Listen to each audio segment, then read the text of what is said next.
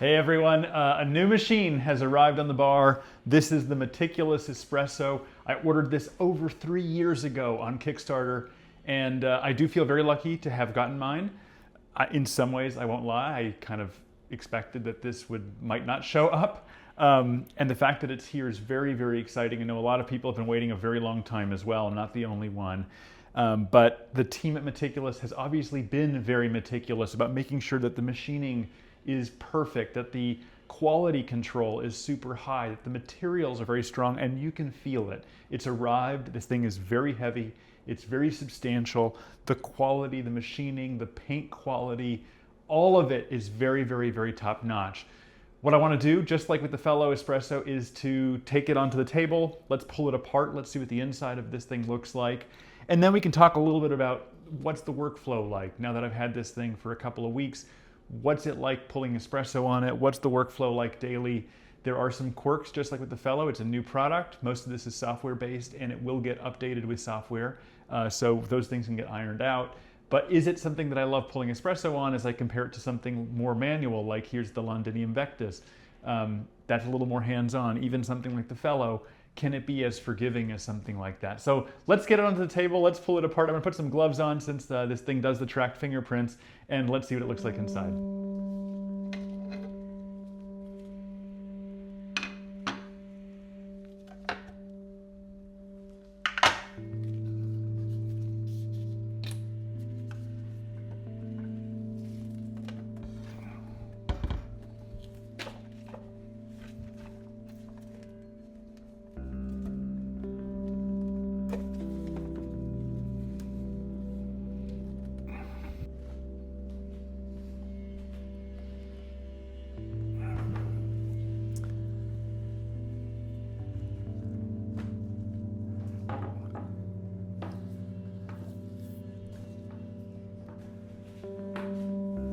So I've got it down here on the table. She's a beaut, I won't lie. It's just like the build quality is great. Unlike many coffee machines, when this one arrived, I put the portafilter in. It's next to the black fellow kettle. It honestly just looked like it fit in. It's almost like when I walk downstairs, I almost don't even see it because it's sculpturally, it just sort of looks so nice, you know? It looks so like it's always existed, it's always been here. Let me give you a quick preview of what we're dealing with here. So I'm gonna quickly zoom in here. So down here is the shower screen, but there's a gasket that pushes up in there, and that's a cafe latte gasket that connects in, and it's holding in this kind of nice IMS shower screen, which is sort of more of that cupped design that goes up in there into the group. And then here's the cafe latte. I'll zoom out a little bit to give you some context. Here's the cafe latte gasket, which is very nice and obviously very brand new. And it says here E61. You can see that there in the light. E61 8.5 cafe latte. I believe the lettering goes up into the gasket, and then the bottom is where it forms the seal with the portafilter. And I will say, getting to the portafilter, it's very nice. It's actually nicely weighted. It feels good in the hand, significantly better than the fellow in terms of this quality. This is actual wood, whereas I think the fellow is either a laminate or maybe even feels almost like even like a plastic sort of texture wrap to it. This one definitely has some weight more to the front than to the back, but overall feels good in the hand, and the wedge shape does feel pretty good. So I will say it's pretty nice. This now has a better magnetism. The basket that it came with did not have much magnetism to the S-Works or S-Works funnel. I'm now using a VST basket, which seems to be at least working better for that. A few other things that people have shown before. It does come with this meticulous precision scale powered by Akaya. This obviously probably has their load cell, the Akaya load cell, and then with this connection and data port, perhaps this is obviously the way that the scale functions and works. Getting to the other pieces really quickly. It does have what feels like a plastic bottom to the drip tray, and then this grate on top is metal, which does feel really, really nice, and even has this sort of you can see that guide circle, which is where you'd place your shot and where it aligns with the bottom of the portafilter.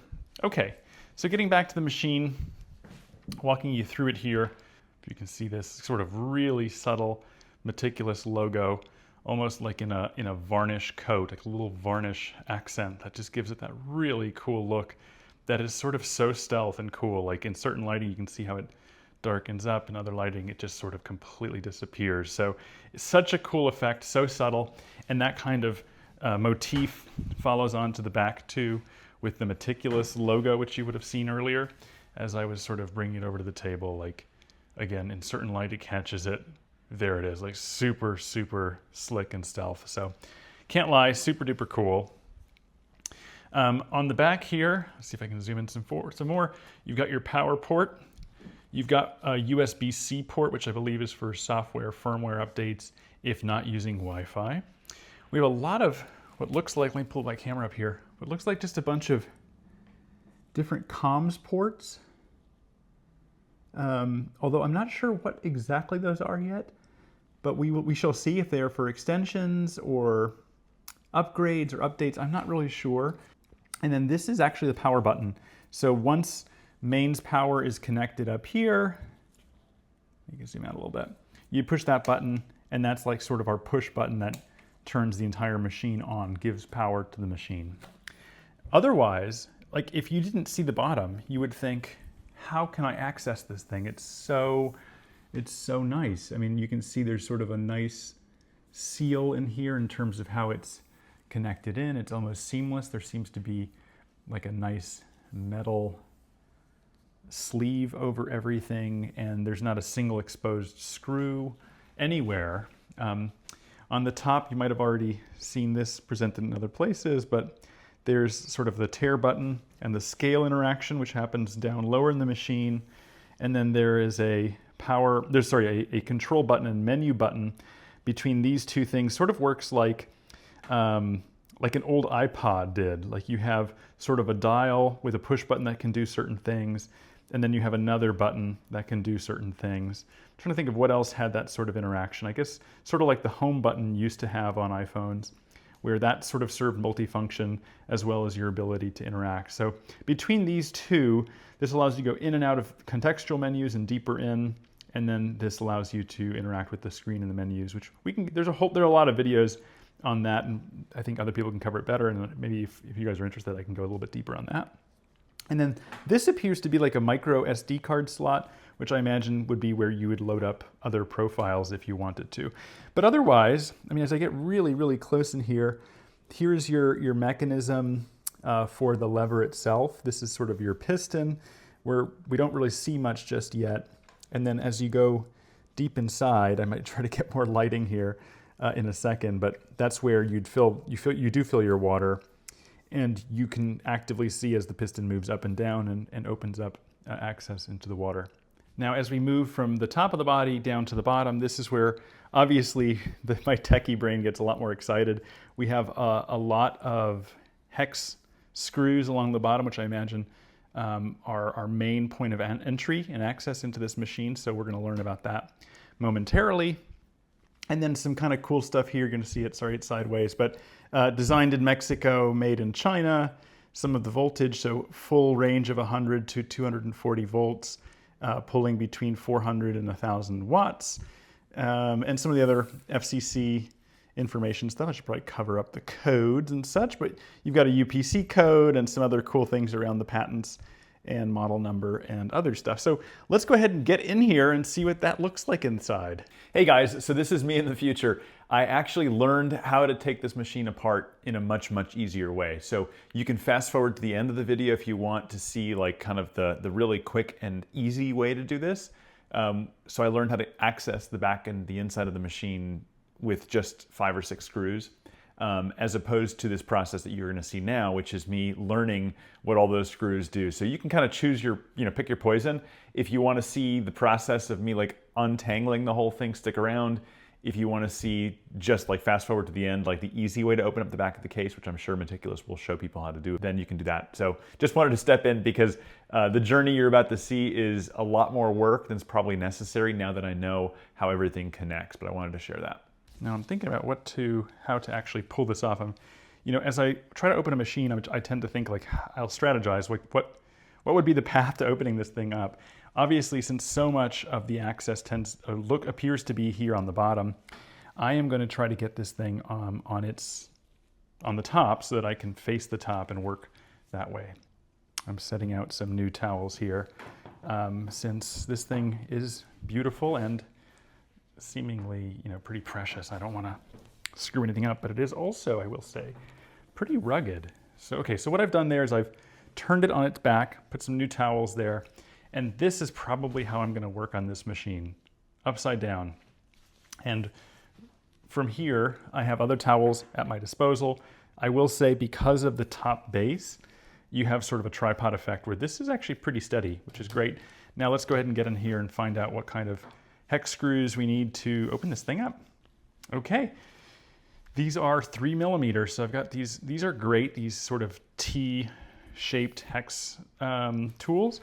I do have quite a few of these. These are like all different types of Allen keys. But I do find for leverage and for speed, something like this does work a heck of a lot better. So we're just gonna go to town and start to unscrew these. I'm gonna assume, well, obviously all of these need to come undone in order for this plate to lift off. They are all very directly connected. What I don't know is how the internals of the next piece in connect, and so that's what we're going to kind of learn as we do this here.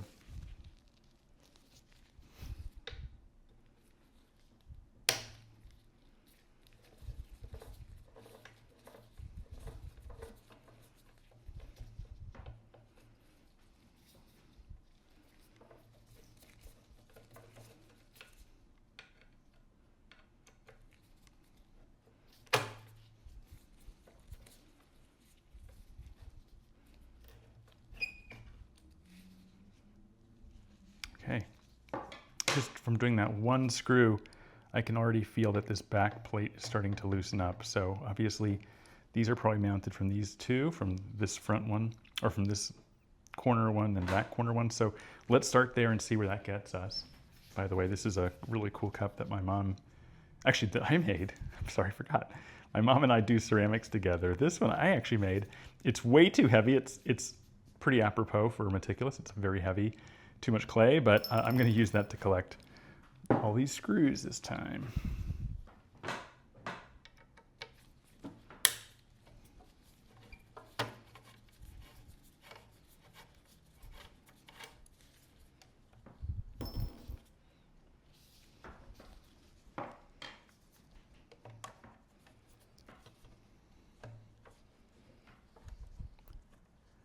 Okay, interesting. Already that's started to open up a little bit of context here, or a little bit of metal.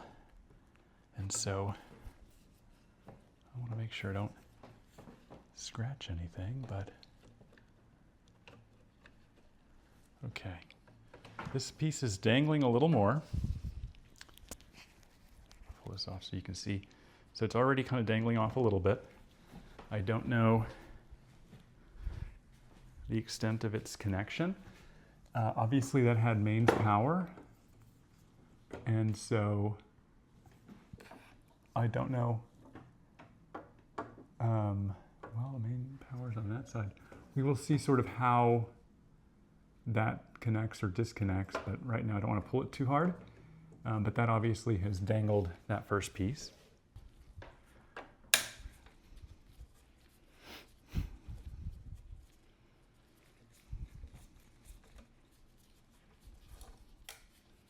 All of these appear to be standard, which is so greatly appreciated. And it doesn't appear to be a lot. It seems very smartly put together.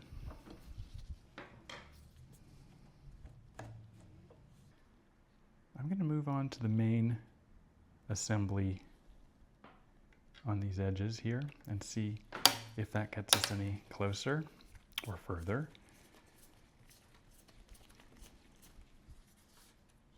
I'm going to go in a diagonal pattern.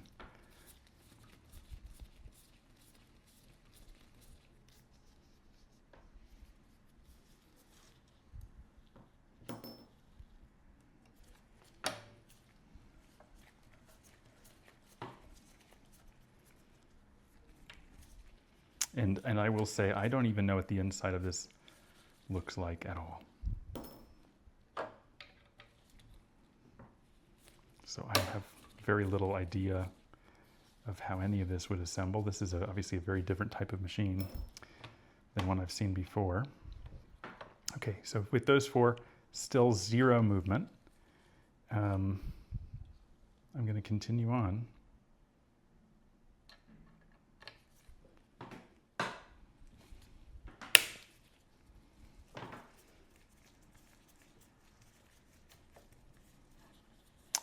A bit brave.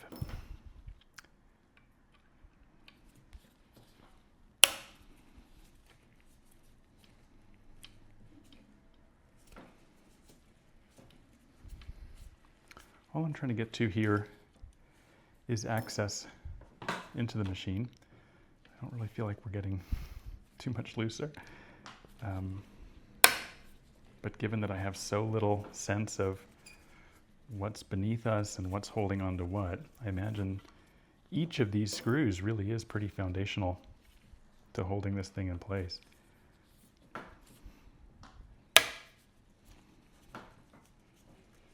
Okay, that one did feel like it is giving something up.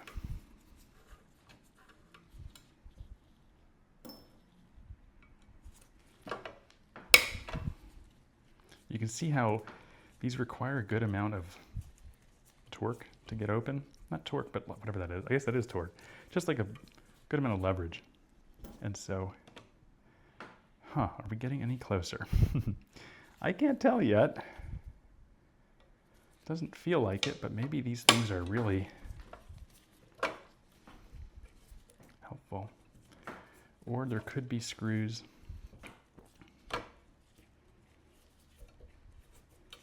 inside of this back piece, if I can figure out how to get that off, that we're holding a lot in place. Okay. Well, I can now see this piece at least is very much held in place by this screw. So these 1, 2, 3, 4. 1, 2, 3, 4. Those seem to be the thing holding this back box in place, because now that I'm unscrewing this, I can feel that whole back piece starting to loosen up. And so now this is sort of hanging, on. We only have one more screw to go here on this bottom, and then we'll see where that puts us. As a reminder of what I've done, I've removed 1, 2, 3, 4, 5, 6, 7, 8, 9, 10, 11, 12, 13, 14, 15, 16 screws, and I like that number, nice and even. Okay, and now with that, we're getting a good amount of wobble. So this bottom plate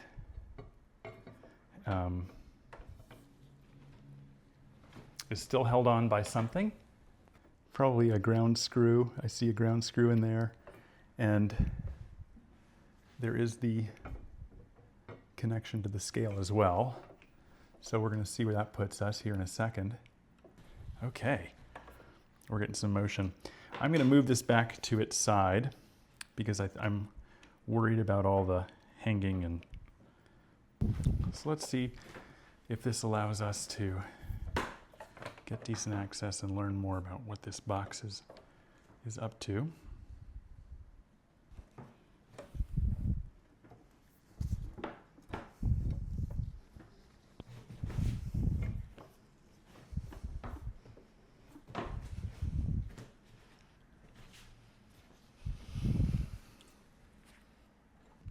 We've got a grounding cable. So if you can see, let's see if I can get in there, that green and yellow cable there.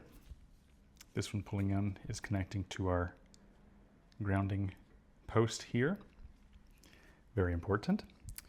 We obviously have our mains power coming in, and so again the mains power here, which on the other side is connecting to what appears to be the pins or the posts that distribute our mains power. Okay, I think one of the big breakthroughs here is that this piece of metal pulls off. So it is, I was just worried, I didn't want to pull any cables too hard, but it just appears to, first of all, beautifully powder coated, really well done. I mean, guys, I know everyone's complaining about Meticulous, but it's just impeccable quality. And so shout out to Carlos and the whole team there. They are working so hard. I think we take for granted how hard it is to get projects like this off the ground at a small scale, and to manufacture it at this level of quality is really impressive. So I just want to thank the team for doing this. But anyway, this is just one simple little piece that connects in to hold in the bracing, and even that isn't a great, really, really well-made piece. Now this gives us so much more access to see what's going on here. So first of all, the colors are also beautiful. Reminds me a lot of Fellow. We got like a really nice electrical thing going on. I'm also able to now peel the metal a little bit, sort of like tilt it, so you can see what's happening here on this end, and we will get into that in a second. I still have some tightness there with the piece that I was mentioning, so it's just that the wires are running underneath those posts there, those little rods, and that's keeping this machine from unscrewing right now, or at least the bottom coming completely undone. But we will get there. And you have so much more access now to the top here, so we will explore that in a moment. I'm seeing some interesting chips. People with more of the chip type expertise can explain more to me. But obviously we have a switch turning on our power. And then, like I said, I think some comms ports. Those are all, this is the chip that's operating all of these ports that I mentioned back here. So what those do and how they work, I don't quite know just yet. But we will try to look at everything here and wire back if we end up unplugging. So for my own reference, on this post here, white is on top, followed by yellow, and then red. Put a towel here so I don't scratch anything. But my point is just to unplug the spades here to the power post. That's one. You guys missed that shot.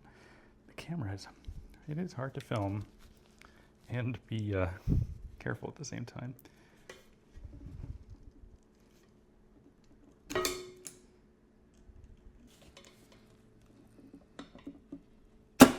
Oops.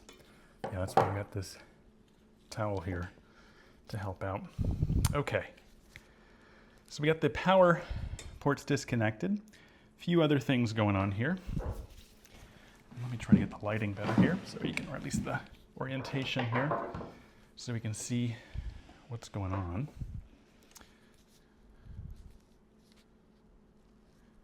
So we got the power lines disconnected. This is the mains power into the machine.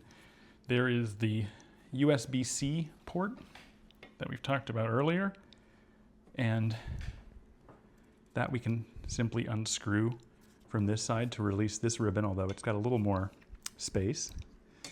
We've got this little, is that a light or a chip? There's a little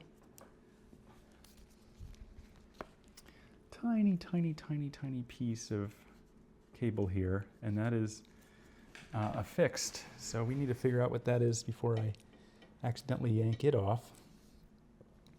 And then we've got connections to this chip which controls the power button, and that's probably, this just looks like it's a red to red, so it's simply a switch, although it also has other elements here which we need to look at, but it's essentially, it seems like it's operating as mostly a switch to complete that circuit on the red, which I'm assuming is the hot line on the power. Now, before I get any further along on removing all the electrical pieces, which obviously, you know, we can keep unplugging away and remove this part entirely, I think I'll get better access to it, either if I'm able to get better access to the bottom by taking the bottom plate off, or removing this back panel, which I think will be kind of more interesting for everybody. And that appears to be connected at these points. So obviously the grounding nut needs to come off so we can remove that grounding cable. And there appears to be a couple more hex screws here at the bottom. These are rounded that seem to hold in this plate. Now, I don't know if those are the only things holding that plate in, but they're certainly the first things that I'm going to go after. So I'm going to keep working on this.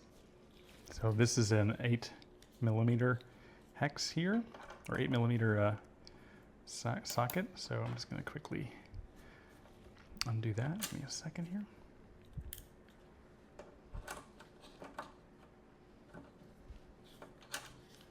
These are not very tight intentionally.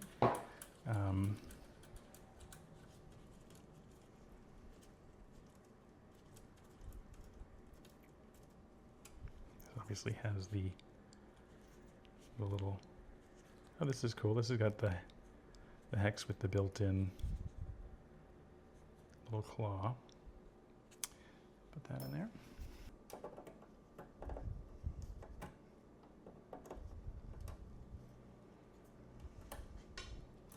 Okay, that's that post. And then we're going to pull these two out. So let me see if it's the same 3mm. I think, knowing Meticulous, they probably would make it the same size because they're awesome. Yes, it is. Look at that. Fits like a glove. So even the use of tools is pretty minimal, which is just awesome. Now these are, I believe, a little different. Let's see here. Yep, so you can tell them apart. So one of these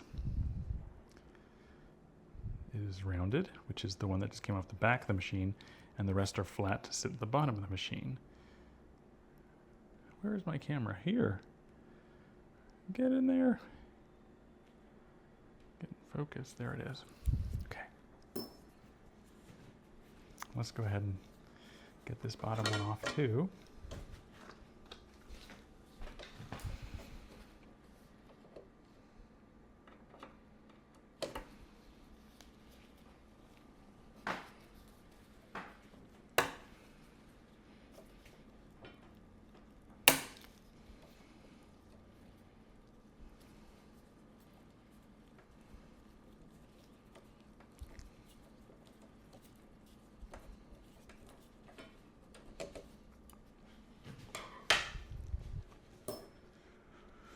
Whew. I won't lie, I'm a little nervous on this one because it's unlike any machine I've ever worked on. Ooh, this is cool. Okay, so obviously a piece of custom chipset there. You can see, let's see if that will focus. Meticulous logo on that chipset. Very, very cool. Now I've pulled these off, and at least the bottom is a little looser now. Need to figure out how we can get this thing off. So I'm going to loosen. This is another grounding post down here. I just used the same 8mm socket to undo this piece down here, because this plate also seems to be holding down the bottom plate, and I found kind of how those pieces are connecting. Oop. I want to walk you through those. So similarly, I'm going to fish this one off, and that has substantially loosened up the bottom here to give me some more access. So the yellow ground, this is in the way. The yellow ground from inside the machine goes into this grounding post. bottom grounding post here has a jumper. This is the jumper that connected to the power mains. So that's the thing that's basically connecting all of our grounds together. So mains went off of this little jumper that connected to the main ground post down here. There's another little jumper post that connects to the top part of the chassis up here, probably for additional grounding. And then there's a third cable, which is this yellow from inside the internals of the machine. Get a peek into in a moment. Now, there is a red ribbon here. Let me zoom out a little bit.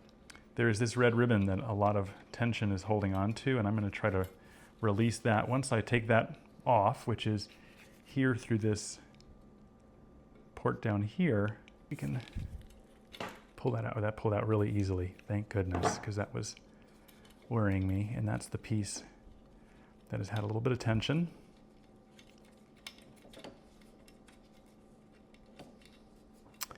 And I'm seeing now that this might have trouble clearing under the bottom here. And if that's the case, then we're going to have to unscrew it, I think.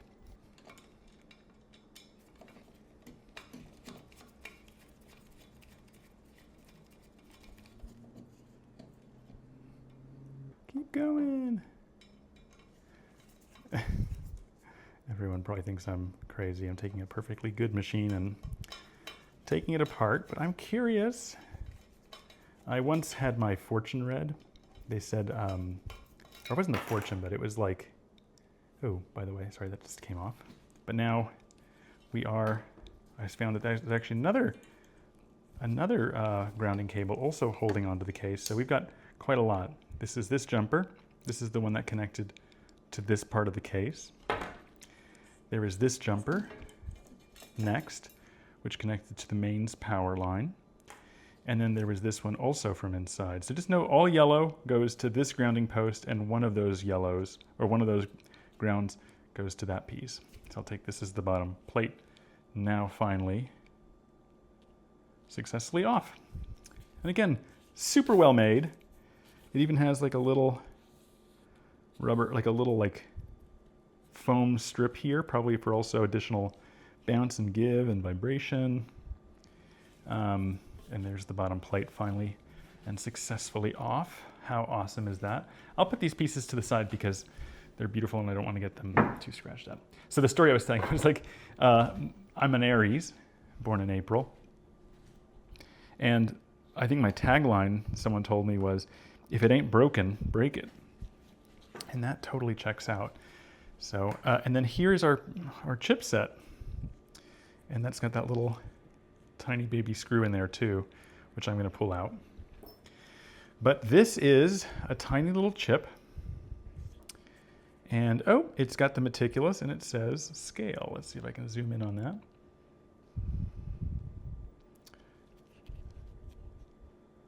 There she is. Okay. It's Meticulous and it's got a load cell. So clearly this plug is a data interface that connects to this ribbon cable, which is the information data for the load cell. And load cell, for those who don't know, the load cell is the mechanism, is the technology of a scale, of a digital scale. So it's this sort of piece. The best way to show you one is probably to open up my Acaia Lunar, but they exist in any kind of high quality scale, probably any scale of any kind. But it's sort of a piece that maybe I'll take the Acaia part apart if I can take it off. But anyway, that load cell is what reads and sends data and information. And I bet this is a unique interface between Meticulous connecting from a scale through this connection. This seems to just be an interface between the Acaia scale and this machine. So I'm going to put this to the side as well as these other ribbons and cables. Okay, so gosh, quality check. You can see that there are some Easter eggs here. quality check passed. So something passed quality check. There seems to be some connections maybe to the piston here. We got some other wrinkled and complicated pieces down here, but we're going to learn more as we dig in. And I think we now have a lot better access to now removing this bottom part if we want to, and to continue moving on into the machine. Okay, as I was trying to go in there, I think I learned a few things. This little thin cable, I believe, is the Wi-Fi antenna. And it appears to be kind of applied on with a very thin sort of, almost like a tape. It's like an RFID. And I worry that I am pulling that sucker with the leverage here. So what I'm gonna try to do, I can't really, yeah, there you can get a better look at it. So it says ANT, which is usually antenna. 2.4 gig, yeah, yes, it's 5G, 2.4G. So this is the Wi-Fi antenna, and I don't really want to screw with that too badly. There's the USB-C module. So I can continue to pull this off, and I probably will do so. I'm just trying to figure out how I won't, with the Wi-Fi, I just don't really want to disconnect that and not be able to stick it back on there, but we'll keep moving. Decided to pull off this USB-C module since it's fairly tight. That will give us a little more wiggle room here. And yeah, that's this antenna. So I think I might just mount this whole device to the machine so that we don't get too much strain on that antenna part. I don't think there's a way I can kind of remove that without losing the stickiness. So I'm going to keep that to the case, and I will try to find a way to just mount this to the metal for now so that we're not, probably use a rubber band just to sort of hold that in place but not put too much of the leverage on the antenna itself.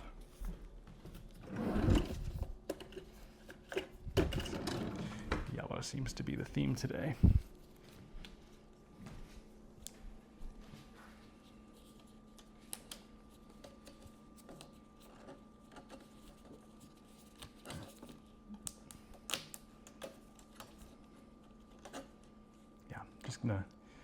So what I did there is just like use the rubber band to kind of hold and take most of the load, most of the weight here, so that right now this is taut.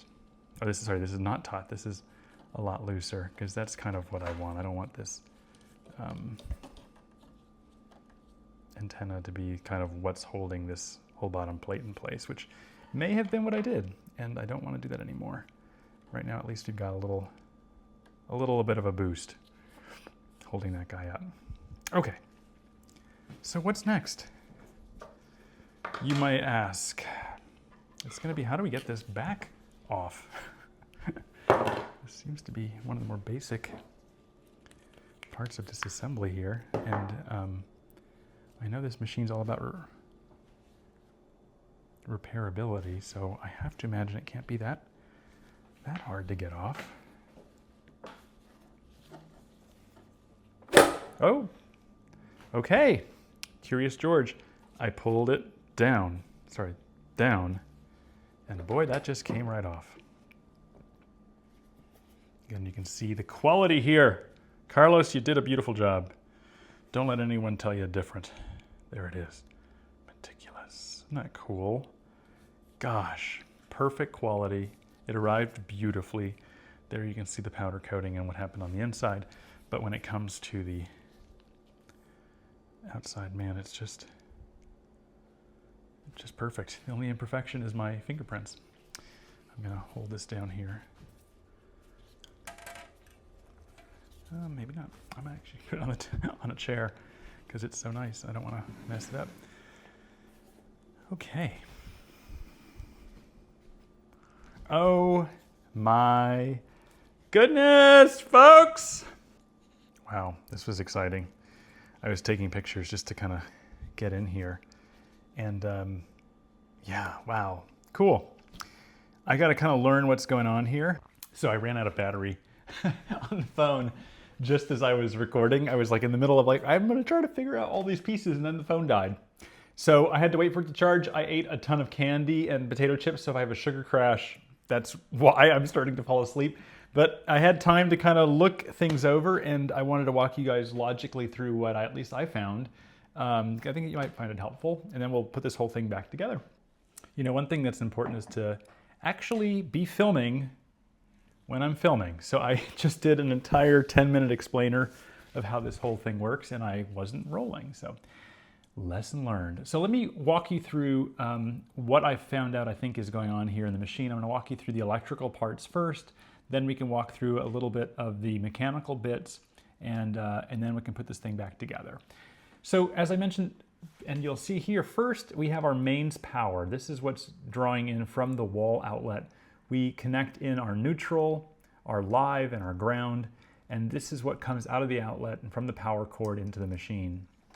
And that's connecting here into these spades here. These are the spades that connected, as well as one of the neutral cables. And that then goes into this box, which I wasn't sure what it was. I thought maybe it was a converter of some kind. And it's an EMI filter. So if you look really, really closely, it just says it right there, EMI filter. And it's taking our cabling in. It takes our ground, our neutral, and our live wire in, and then has our output here. And from that output, we split off into a few different places. So first of all, we're splitting first with the AC main power. We're going into the board. Here's that white neutral cable. And the same thing splitting off is our red live cable going into our board here. So this is an AC board. And you see AC in written in small print on the board there. And then beneath that is these two with the heat insulated sheathing, which is heater. And so we'll talk about that in a moment, but obviously that goes to the heater, which is the heating element. And I'll talk about how that connects in.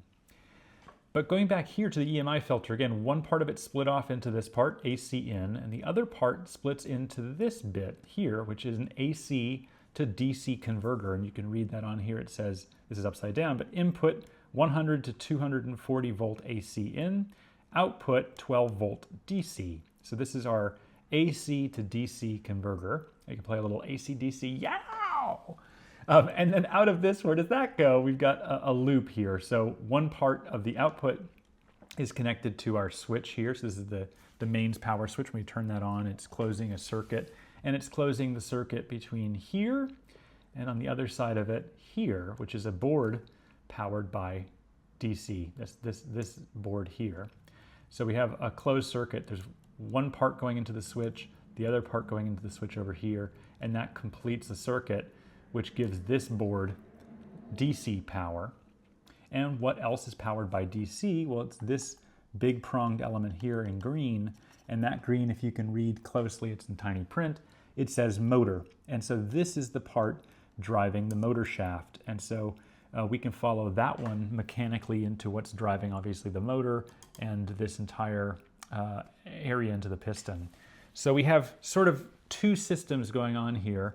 One is, again, AC mains power, full voltage, that's driving our heating element, and then DC power, much smaller, 12 volt DC, driving our DC motor and driving what drives this drivetrain here of the piston. What else is interesting? And again, we'll follow that path in a second here, but what else is interesting? Well, this cable here, this long, insulated black cable, I wasn't sure what that was earlier, and now I can see that it's this what's called I2C expansion. So these are going to have like all those expansion ports in the back, which allows us to probably do some interesting things in the future. I think it's just for future-proofing the machine a little bit. This again, this little tiny thin cable is our Wi-Fi antenna. That's the part that's 2.4 and 5G, and it connects up to the case where the antenna is placed. And I think that gives us good access or good signal. What else is cool? This ribbon here we know connects to what was that load cell. And so again, pulling up this chip here, that's where the load cell is. So this is the piece, the Meticulous branded piece, where we have the input in from that Acaia scale that's provided with the machine, and then the output is this sort of ribbon cable output or pin connection that then loads into our board here to connect to the load cell. And a load cell, again, is basically a scale. It's a scale cell that drives drives information and data based on weight. And separately from that, this little guy here connects over to our tear button. So that's that button up on top where you can tear the machine. You can push that button, and that's the second part. So you can see our scale element is designed into that portion there. What else is interesting? Well, I think we'll see some interesting pieces here in a second, but this red insulated cable and that black insulated cable both say external TH or external thermometers. And so these are thermometers that are driven and are down into the heating element area too. So they kind of all route back to the same place. We'll talk about that heating element here in a second. This might also be a thermometer. You know, I don't, off the top of my head, can't think of what the DBB is. That's another little chipset back here and this little tiny thin cable. I was thinking maybe it's another probe or sensor of some kind. There must be a pressure sensor somewhere, and maybe there's a feedback sensor, so I don't know exactly what that is yet, so I will look that up and get back to you if I can think about it. What else is cool? This is obviously our rotary dial, and so there's our ribbon cable driving the dial on the top control. And the other thing that's kind of cool here, there's our other button here, which is our secondary button, and that's also wired up here in this entire assembly. So we've got different pieces here with the button and how it controls things. And it says there, context, so that's the context menu, is that this little white and red cable, if you guys can see that, that connects into the ribbon. And then also this braided cable, which is speaker. So if you can see that in there, I'm not sure if I'm able to get the right angle. It's going to be right there. Can't really see too clearly what you see, but that is the speaker. And so what I thought previously was a micro SD slot, no, it's a speaker. And you can actually, and you can tell from behind me, I like speakers, but that is the diaphragm right there. And that thing is actually pretty awesome. It puts out some pretty lovely little music. And I'd say for that size and for that kind of little thing, it's really high fidelity. It's kind of cute. I think that's giving us the main gist of what's going on here. This is our USB cable, this big braided area, and it connects over to this board, which translates into this ribbon cable, which comes out the other end and out the back of our machine, which is this USB-C input, which we can use for data and probably updating the board and doing some firmware updates. There's probably a lot of other interesting, cool computer components. We mentioned the ESP chipset, and I'm sure there's a lot of other cool magic going on in here, some memory, pieces of memory and things like that that are also probably really cool. So let's get into where these other cables go. So these thermally braided cables, again, as a reminder, AC voltage is coming into this machine, and these are the AC voltage out to the heater. And these are heat resistant braided cables. And as they come out down here, they feed down, they feed behind the motor. They come, I'll try to unhinge again here. They come out the back of this motor, and then they feed way down in there, which, if you can kind of see it down there, they braid out and they come out the back and into the front of our machine. And this is where we pour water into, and this is where the heating happens and all the action happens down here. So that's obviously the path and the route of the heating element and of the heater. And of course, this computer and all these chipsets are telling it when to switch on and off to heat properly. What else is going on here? Obviously this connection here, this one that wires down and connects into this power is what's telling this thing when to drive the drivetrain. And the drivetrain here is again a 12 volt motor that's being driven by this piece here. And then that's driving this piston action up and down to actually pull our shot and our espresso, to lift and retract and to purge and do all the actions of the articulation of the motor, which is quite cool. And finally, as I mentioned, these are these external thermometers. They similarly route down in the same kind of location. They also come down back here, and they take the same route as these braided cables for the heater. They go down, and they all kind of exit out the same place into a little wiring harness back there into the machine and probably do their thing. And there are probably various connections there, so maybe we'll do another tear down of that part of the machine at some point. But it's getting late here and I need to get this machine back together. What else is cool? If I didn't already mention it, these brackets here, so these are the tightening brackets. This here is tightened here and here, and this is the part that's super strongly mounting and holding the whole front piece. That's what's holding the, let's call it the group head. This is the piece of black metal here that's being viced in super, super tightly. And that's the part that's directly connected to this part. So even when you're unboxing the machine, the instructions actually say to hold it from here, to actually hold it from the group head assembly that connects the case, because that is probably one of the strongest points in the entire machine.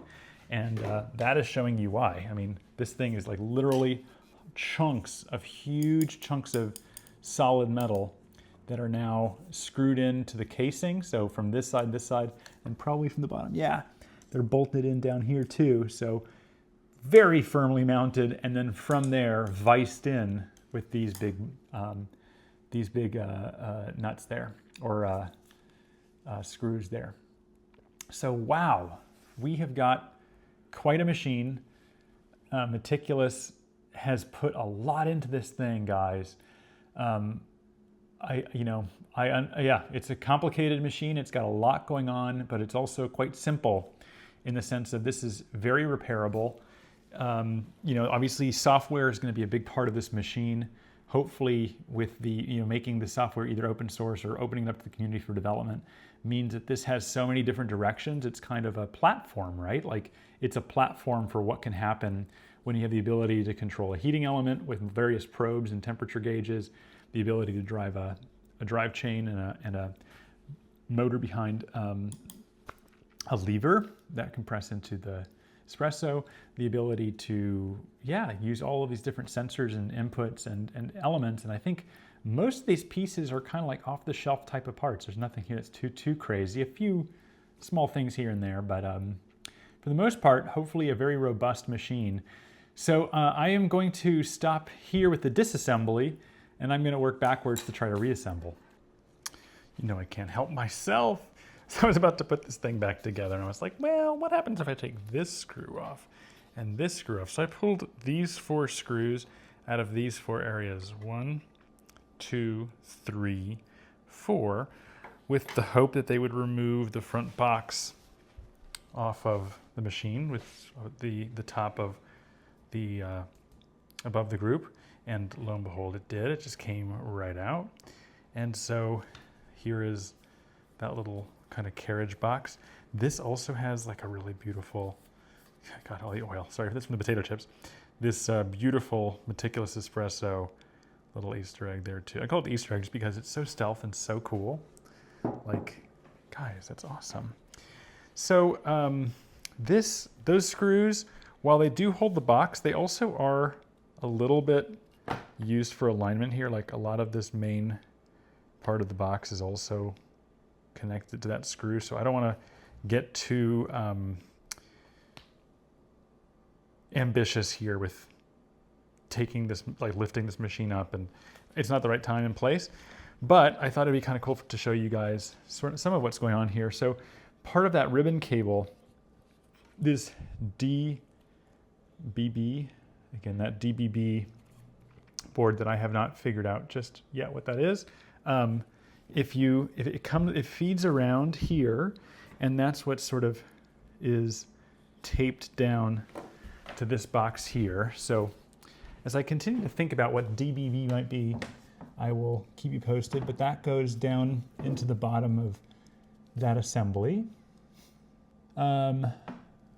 This is a piece of sort of a hiding piece of plastic right here. This is the only piece of plastic that I have found on the machine. And this is like a little plate that covers the bottom part of this assembly. That's this piece of plastic here, which covers up the bottom of the plate. So this is the only piece of plastic, I will say, aside from maybe the button, but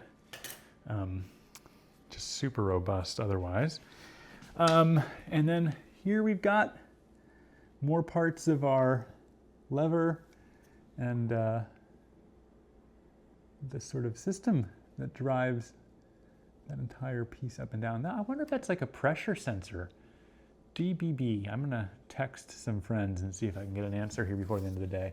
And then what's cool there is you can kind of right there see that that's how the shaft moves up and down. So right now it's in the down position, it's fully purged. You pour water on top of that, this element lifts up to let the water in, and then it pushes down to create the pressure. So this is the machine. This is pretty much a pretty great view here. I'm already getting some of the lubricant onto the parts, so I better, maybe that's a sign to slow it down and stop now. But that gives you a really good sense. I mean, the last piece is honestly that we could do is to remove this part so you can see the heating element, to maybe unshackle this and take it down really to its bare raw parts, but I don't think there's a need to. I think you guys get a good sense of what this machine has. So with no further ado, let's really put this thing back together.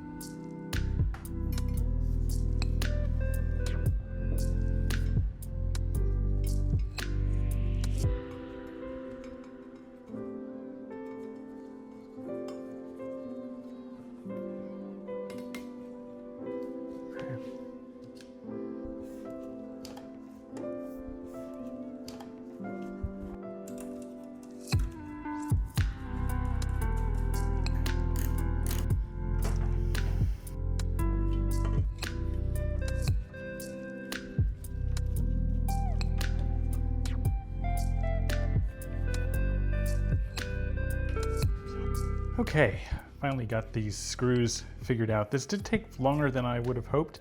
Finger tight, get the alignment right, and then once you're finally fully assembled and locked, do you sort of tighten everything.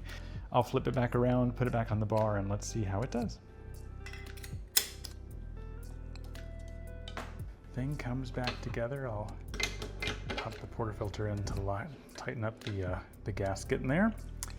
This simply connects back the scale fits into those little grooves, and that little cable plugs right in.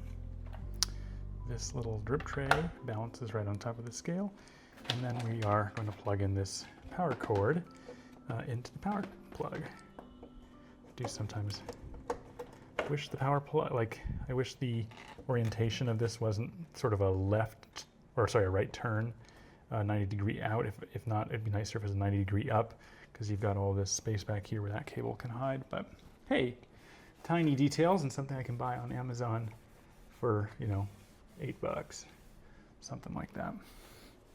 Okay, let's put it back. We're plugged in, and let's turn it on. Pushing the button. Let's get the boot cycle and see how we're looking. Got that cute logo and the hello screen. And it is just like a really beautiful, you know, it's really nicely done. So this is the Say Decaf from Huila, Colombia. In the cup we find a sweet and balanced profile of orange marmalade, dark chocolate, and strawberry. God, that sounds delicious. It is washed, so got some good stuff here. And God, Say has done a great job. I just joined their membership or the subscription, and I am so excited. These coffees have been resting, so I think it's still actually probably a little too early, but a little darker than most of the Say coffees I've had. But let's see. Oh, it smells so good.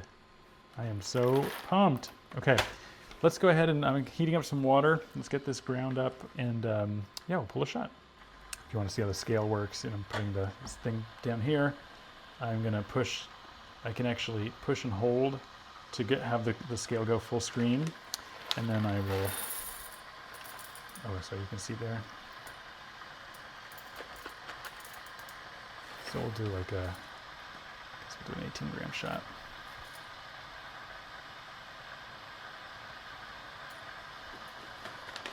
It's a pretty fast, pretty responsive scale.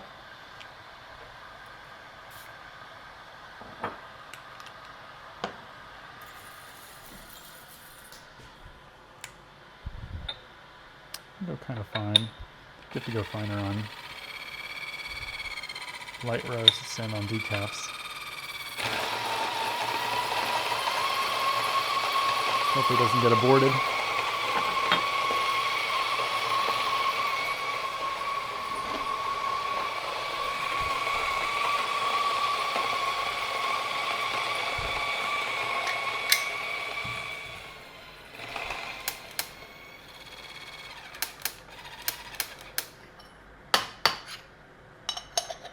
Gotta shake your coffee.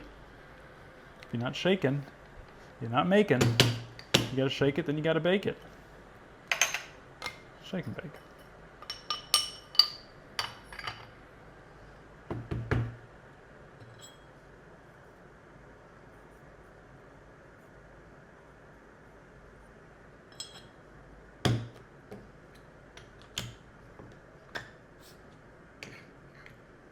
Okay.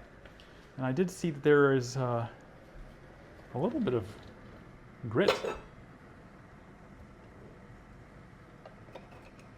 on the shower screen.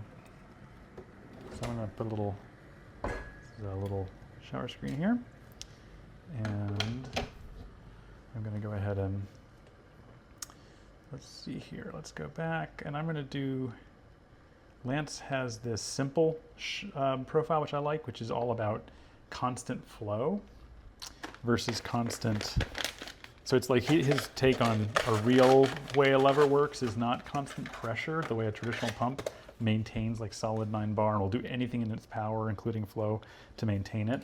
Instead here it's about constant flow, is my understanding, which is more like a lever, right? The flow stays the same, but as the puck degrades, well, then the pressure degrades and declines, which is much more in line with how a traditional lever works, which is sort of different from how the Fellow works, right? Like the Fellow and most other pressure profiling machines, if you say, I want this to go from 9 bar to 8 to 7 to 6 to 5 to 4 to 3 to 2 to 1, it's probably going to decline its flow, but sometimes it will maintain flow to do this. I mean, sometimes it'll use more flow to maintain the pressure, to adjust.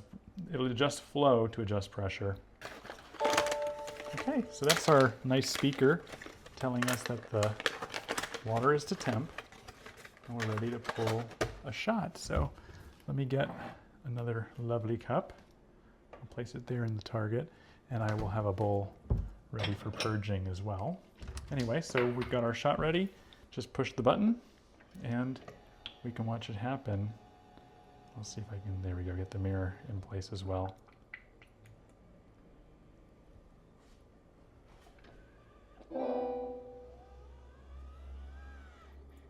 Let's see how that's dripping. We're getting a good read here, up to 8.7 bars of pressure, 8.8. 8.9. So it's at 9 bars and slowly declining there as we have a max of 9 bars on this. And it's at 6, and then it's just declined now. Got a little bit of a burp on the way up. I've had that happen a few times as this thing pulls back up. Just sort of a pop as it depressurizes. We'll put the new bowl down, push to purge, and you can see the shot, which wasn't super perfect, but you get a sense how that operated as the weight increased and we had sort of a hump. So not fully dialed in, just made this for the first time, but there's the shot. Oh, that's yummy. That is really, really, really nice. Okay, well, as you would probably know from levers, you're still hearing some residual hissing, but it's the driest pucks in the business, baby. It's so fun. If I remove this screen, these are always like one puck, one slam dry pucks, and I just love them. You see, there it is. I mean, it can be drier, of course, and less crumbly, but I mean, just super satisfying. Dry pucks just don't mean much at all, but they are just so easy to clean and so satisfying. So that's it. That's the whole pull down, tear apart, take it apart, and even finish off with a lovely espresso. How awesome is this hobby? You get to have coffee, tinker with tools, and yeah, just have a lot of fun. So anyway, see you guys at the next one. This morning I woke up and realized I'm going to try something a little bit easier. Simply removing this side metal. So moving this side plate, which again were this end and that end, and then 3 more screws.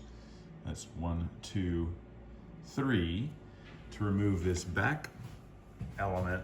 I'm going to see if that's enough. I think now that I've kind of thought this through, and now that I've had a night to sleep on it, I think you're able to maintain and keep this bottom plate in place. And just by removing, what is that, total of 5 screws, we're going to be able to open up the back, remove just 1, 2 more screws in the back, and that will give us access into the entire back assembly. And now I'll just remove this part here, this grounding screw, and this part here, and that will allow us to open up this case. And the reason why I'm doing this is I want to adjust this little part here. You can see it's not perfect. I just want to align it. And I think this is a great example of like, hey, if that box is misaligned, it won't take very long to fix it. Okay, so I've just removed these 2 screws. I'm going to pull up that grounding fisheye out of the case there. And now I believe gently, but there should be a open and reveal. Look at that. That was so much easier and so much faster. And I wanted to make sure that I shared that because this changes kind of a lot about how you take this machine apart. So that's pretty important. Now we're gonna just quickly align the top, put it back together, and we're done. But gosh, that was way easier access than what I did. So this is this whole disassembly here, this version as context, took me about 4 to 5 minutes. The previous one took a lot longer. So this is sort of just a lesson in how important it is to learn the machine. Obviously, there's gonna be many better lessons out there very soon, where I'm sure either Meticulous or other people are gonna show you how to pull these apart and what screws to remove and what screws not to remove. Again, it was my first time, so I didn't understand how things were mounted and how things worked. So you have to kind of go through that process first. But now that I know, and now that you know, this took a total of, on the bottom of the base, 5 screws to remove, 2 additional, 1 grounding screw, and we were able to get exposure into the machine. So that, in terms of repairability, is amazing. Putting on the back case took another maybe minute or 2. Just slid the back plate onto the grooves that it has to lock it in. Placed in the screws here. So these 2 here, 1 and 1. Added the grounding cable back and added the nut back on top of that. And now I'm ready to flip this thing over and put on the frame and the bracket behind this thing. and lock it up. It'll just take another second. I'll do this in real time so you guys can see. So we're gonna flip this guy over. Do have some towels down so that you can put the top of the machine onto something soft, since it will be exposed. And we'll quickly place this on. This does have an orientation. You can see the groove here. There's like a deeper spot and a shallower spot. And my understanding is that it goes with the deeper spot out, I believe. Let me test that hypothesis.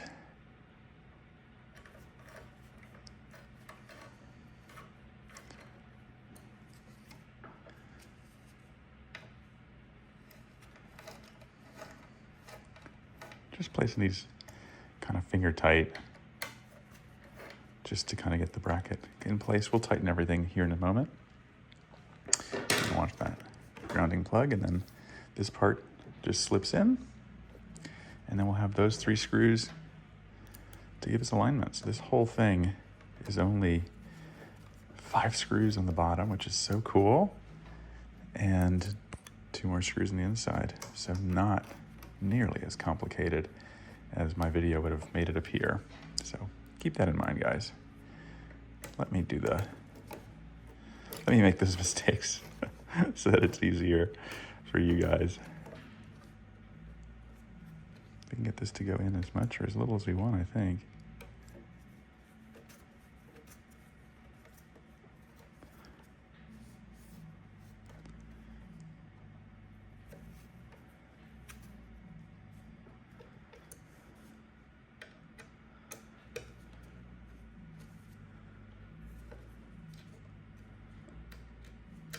Okay, and now that we got it all lined up the way we like, we can tighten it.